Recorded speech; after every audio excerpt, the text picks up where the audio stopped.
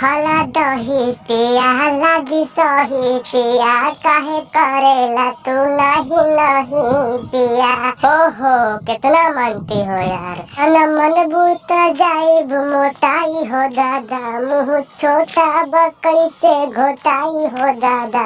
अरे आई हो दादा अरे आई हो दादा मेहरी में लाल दिया हम के गाय हो दादा दोनों बेरा तू बना के पीहा चाय हो दादा।